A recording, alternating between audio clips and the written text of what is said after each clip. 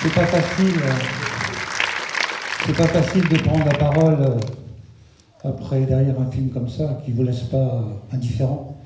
Et justement, ce soir, eh bien, je voudrais vous présenter deux personnes importantes qui ont fait ce film. Il y a le co-scénariste et puis le réalisateur. Donc j'appelle Mathieu Houillon et Hugo Gélin, le réalisateur.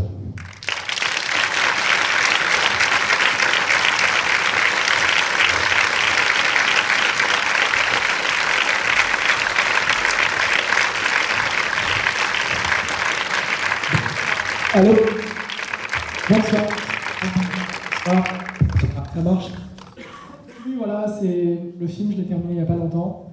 Je l'ai écrit avec Mathieu il y a moins d'un an et demi. Ouais.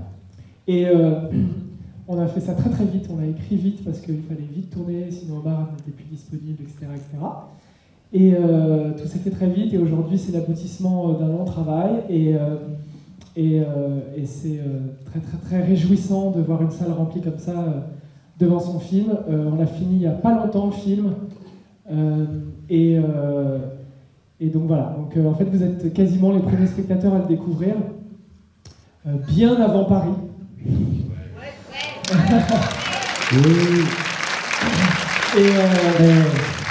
Mais vous n'êtes pas venu tout seul. Non, mais je suis là. Vous êtes où? Vous n'êtes pas venu tout seul.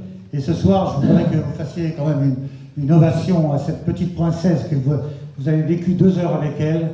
Eh bien, je vais la chercher. Dans le film, elle s'appelle Gloria. Je présente dans la vie normale, elle s'appelle Gloria. Une ovation. Allez hop, faites du bruit ce soir.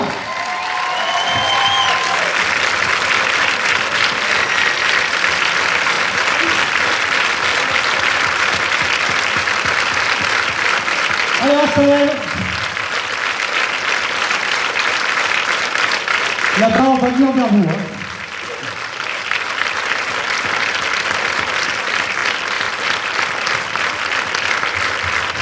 Elle vous a fait rire, elle vous a ému. C'est Gloria. Voilà. Et puis, je pense qu'il y a quelques questions. Qui va poser la première? Moi. Les micros sont prêts? Tout le monde est prêt? Allez, mademoiselle ou madame? Madame. Bonsoir, bravo, c'est un super film, bravo Bonsoir. Gloria, bravo l'équipe aussi, c'est vraiment un super film. Et je voulais savoir combien il y avait de bébés adorables. Combien il y avait de bébés? Ouais. Une quinzaine. 15 petits. Ouais, avant que ce soit Gloria, Avant que ce soit notre Gloria, on disait notre Gloria. Il y en avait une quinzaine à peu près, notamment quand elle est toute petite et qu'elle a que 3 mois. Ouais. Là, il y en avait, on en a eu une quinzaine à peu près, mais il y avait évidemment le bébé star, qui s'appelait Lila, dont on voit le visage. Et puis après, il y avait les faux bébés, enfin les bébés doublures, qui sont plus dans les plans larges, etc. Parce qu'en fait, un bébé, on a le droit de tourner avec lui 15 minutes par jour à peu près. Donc ça suffit pas quand tout le début du film se passe avec un bébé. Donc voilà, donc on a fait ça, et puis il y avait donc des doublures, des surdoublures, voilà. Et à chaque fois, il y a les parents, évidemment, puis un tuteur pour chaque bébé qui est là, qui doit faire attention.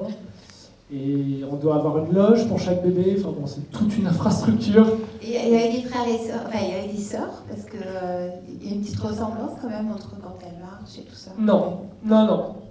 En fait, on m'a demandé de choisir les enfants, les bébés, ils avaient 3 semaines, pour quand ils allaient avoir 3 mois. Je leur ai dit, mais en fait, je sais pas moi. Donc, quelle tête ils auront quand ils auront 3 mois? Et Hugo a choisi sur échographie. Et donc du coup, voilà. On changeait, tous les mois, on recevait des photos des parents pour essayer de savoir. Et comment vous avez rencontré Gloria, ou Gloria vous a rencontré? Moi, je crois que c'est Gloria qui On vous a a fait un choisi. casting, ouais, c'est ça. Non, j'ai fait un casting de manière assez simple. De mon point de vue à moi, en gros, je cherchais... on a lancé un casting sur Internet et dans les cours de théâtre, etc. Et en France, en Angleterre, aux États-Unis. Et on cherchait notre annonce, c'était nous recherchons pour jouer la fille d'Omar Sy au cinéma, une petite fille entre 8 et 12 ans, métisse, parlant couramment français et anglais, et bonne actrice. Donc ce qui fait un peu beaucoup de critères au final. Et on se disait, bon, on ne sait pas si on va la trouver, parce que c'est quand même risqué. Et on a lancé le casting un lundi matin à 9h, et à 11h, on recevait un mail de la maman de Gloria, qui nous mettait juste un lien vers un site internet, parce qu'il faut savoir que Gloria, avant d'être actrice dans ce film, est DJ et rappeuse. Voilà. Non mais c'est vrai. Pas une blague. Non, c'est vrai. C'est sérieux. Et elle, s'il y avait des platines, elle mixerait par exemple. Et elle mixe très très bien, et elle rappe bien aussi. Et donc voilà, et donc il y avait un site dans lequel on voyait des vidéos d'elle où elle faisait, où elle rappait et où elle mixait. Et j'ai dit, c'est qui cette gamine incroyable? J'aimerais bien la rencontrer. Et donc là, on a appris qu'elle vivait à Cleveland, aux États-Unis, ce qui n'a pas du tout simplifié les choses. Et là, toi, qu'est-ce que tu as fait des essais filmés? Oui. Voilà. Gloria, elle fait des essais filmés, bah raconte-nous ça. Ouais. Donc j'ai fait des essais filmés parce que j'habite aux États-Unis. Et Hugo apparemment m'a bien aimé. Hugo apparemment m'a bien aimé, donc donc on est allé à Paris le rencontrer et on a vu Omar et Clémence en même temps. Et le soir même, il m'a dit que j'avais le rôle. Voilà. En fait, c'est ça. Moi, j'ai vu le temps qu'elle arrive en France, j'ai vu d'autres enfants, parce qu'évidemment, le lundi à 9h, à 11h, quand j'ai eu le mail de la maman de Gloria, on s'est dit évidemment que ça n'allait pas être la première, qu'elle allait être la bonne.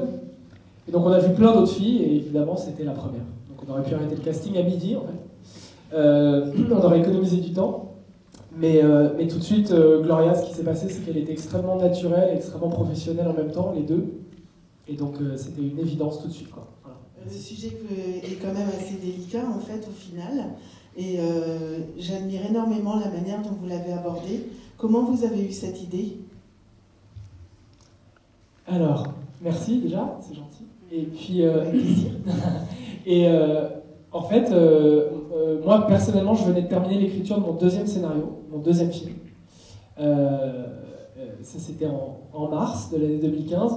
Et début avril, donc 2 semaines après, mon coproducteur et distributeur de mon deuxième film m'a fait lire un scénario qui était celui de Demain tout commence, qui ne s'appelait pas du tout comme ça.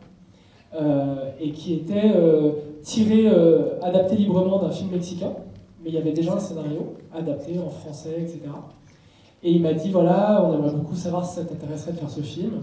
Et donc j'ai lu l'histoire, j'ai adoré l'histoire, mais je trouvais qu'il y avait énormément de travail à faire pour que le film soit plus moderne, que le film soit... J'avais envie tout de suite de l'écrire pour Omar. Donc c'est là que Mathieu est intervenu, et ensemble, on a décidé d'écrire pour Omar, le plus proche de lui, en essayant de lui donner des scènes dans lesquelles on sait qu'il est doué, mais également des scènes qu'on n'a pas vues de lui. Et puis après, ça s'est fait assez vite, et donc du coup, mon deuxième sera mon troisième, du coup. Voilà, parce qu'il fallait tourner 6 mois après. En tout cas, félicitations. Si j'ai bien compris, Omar était une évidence pour vous? Ouais. Tout de suite, c'était une évidence. Déjà, quand les producteurs m'ont parlé de ce film, ils m'ont dit on aimerait beaucoup Omar. Donc c'était déjà une idée. Omar était intéressé par l'histoire. Bon, après, il fallait le convaincre, il fallait écrire quelque chose qui lui plaisait. Mais moi, je ne le connaissais pas. En fait, on a eu envie de faire le même film, Omar et moi, et Mathieu, et les producteurs, et tout le monde. Et on s'est retrouvés très très vite à être en collaboration, on était très en confiance ensemble, on avait très envie de faire le même film avec voilà, de l'humour, beaucoup d'humour, mais de l'émotion aussi, de faire un film sincère et on l'espère pudique. Enfin voilà, un mélange de choses. Et c'était important pour moi de montrer Omar papa au cinéma, c'est la première fois, et que c'est un papa extraordinaire dans la vie. Il a 4 enfants, Omar. Et c'est une des raisons pour laquelle il n'est pas là ce soir, c'est qu'il a tourné pendant 3 mois un film en France, et que là il est parti aux États-Unis voir ses enfants qui sont scolarisés là-bas. Parce que avant qu'il ne revienne faire la promo en France, il s'est occupé, il est rentré voir ses enfants. Donc pour lui, c'est la famille, les enfants, c'est très très important. Donc il avait très envie de jouer ça également. Et moi j'avais très envie de le retrouver dans un film contemporain, moderne de nos jours. avec des problématiques familiales. Ça m'intéressait énormément de le voir là-dedans. Et je trouvais que de le mettre en duo avec un enfant, c'était une façon de le mettre en valeur. Voilà. Merci en tout cas, merci beaucoup. Merci. Je repasse le micro parce que tout le monde va s'impatienter. Une question ici. Non, Oh, là tout en haut. Ah non, tout en haut, il y a quelqu'un d'autre qui parle, excuse-moi. Alors là-haut, pardon, excuse-moi, j'arrive. Excusez-moi.